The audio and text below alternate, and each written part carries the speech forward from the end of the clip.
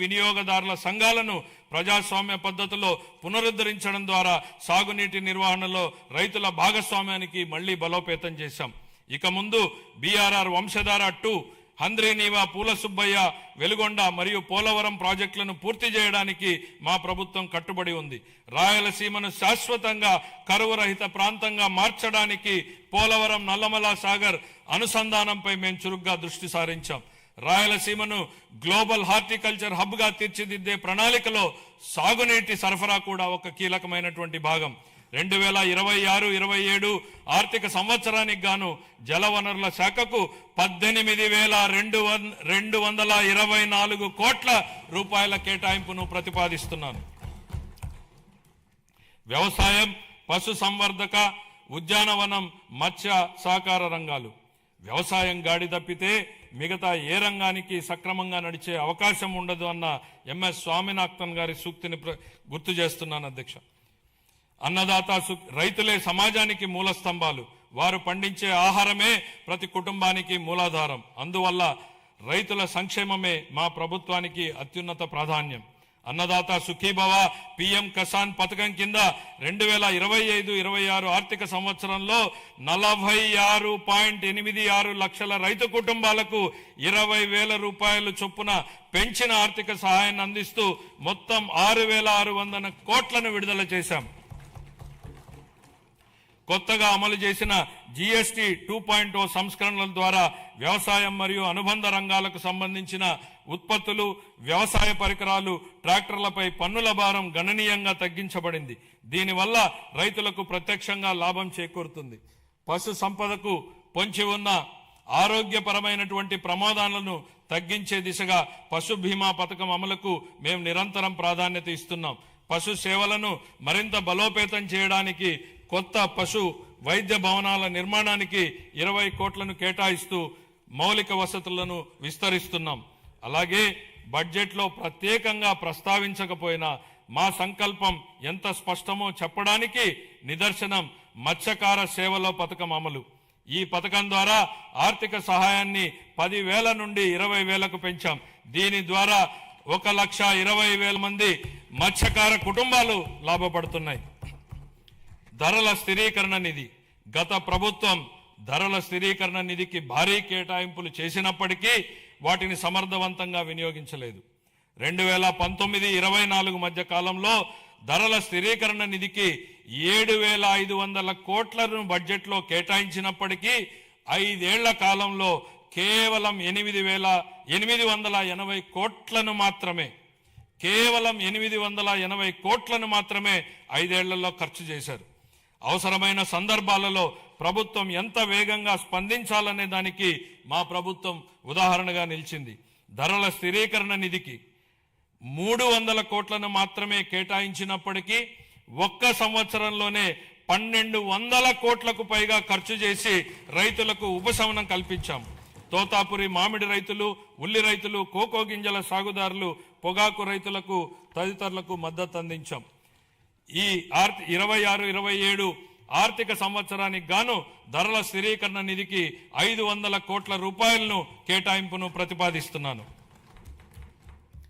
సహకార రంగం. పదవి బాధ్యతలు స్వీకరించినప్పటి నుంచి సహకార రంగాన్ని పునరుద్ధరించేందుకు మా ప్రభుత్వం కట్టుబడి పనిచేస్తోంది. యాప్కాప్, డీసీసీబీలు ప్యాక్స్ తో కూడిన 3 అంచెల సహకార వ్యవస్థను బలోపేతం చేయడం ద్వారా గ్రామీణ ఆర్థిక వ్యవస్థకు మరింత బలం చేకూర్చాం. 25-26 ఆర్థిక సంవత్సరంలో 53.2 లక్షల సభ్యులకు సేవలందిస్తూ 7,600 కోట్లకు పైగా వ్యవసాయ రుణాలను మంజూరు చేశాయి.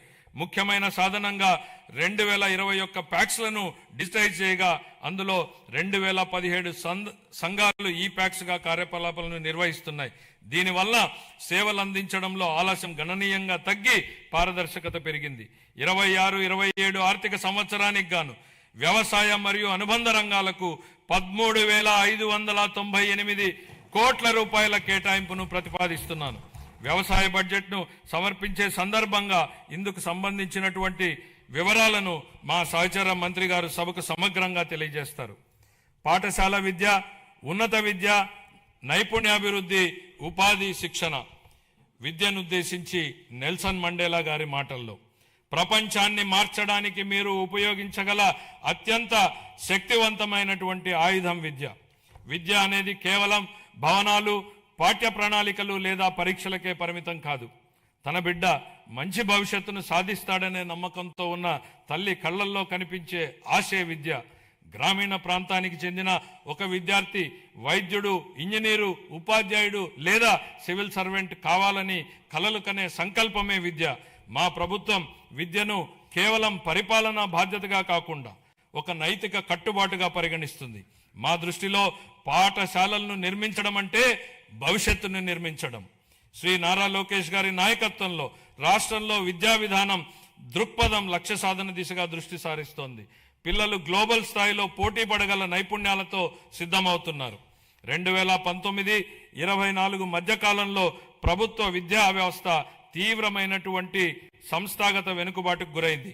సమగ్ర ప్రణాళిక లేకుండా చేపట్టినటువంటి సంస్కరణలు గందరగోళాన్ని సృష్టించాయి. తొందరపాటు నిర్ణయంతో 1000 పాఠశాలను CBSE విధానానికి మార్చడం వల్ల సుమారు 90% మంది విద్యార్థులు ఉత్తీర్ణత కాలేకపోయారు.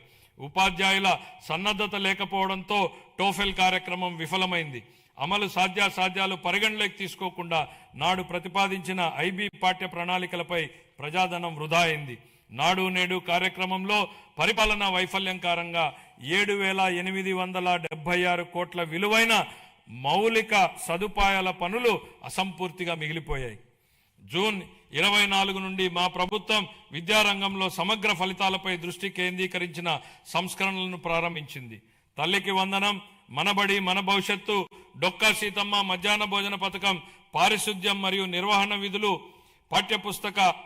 పాఠ్య ప్రణాళిక మార్పులు, డిజిటల్ లెర్నింగ్, ఉపాధ్యాయుల సామర్థ్య వృద్ధి, పరిపాలన పునర్వ్యవస్థీకరణ వంటి ప్రధాన కార్యక్రమాల ద్వారా అభ్యసన సామర్థ్యాలను, ఫలితాలను మరియు గ్లోబల్ పోటీతత్వాన్ని మెరుగుపరచడంపై దృష్టి సారించాం. లెర్నింగ్ ఎక్సలెన్స్ ఇన్ ఆంధ్రప్రదేశ్ కింద KG to PG విద్యా సంస్కరణ నమూనాను ప్రారంభించాం. సూపర్ 6 కార్యక్రమంలో భాగంగా 25-26లో ప్రవేశపెట్టిన తల్లికి వందనం పథకం క్రింద ప్రతి విద్యార్థికి సంవత్సరానికి 15,000 రూపాయల చొప్పున అందజేసి 67.27 లక్షల మంది విద్యార్థులకు లాభం చేకూర్చడం జరిగింది. పరిపాలనా పారదర్శకతను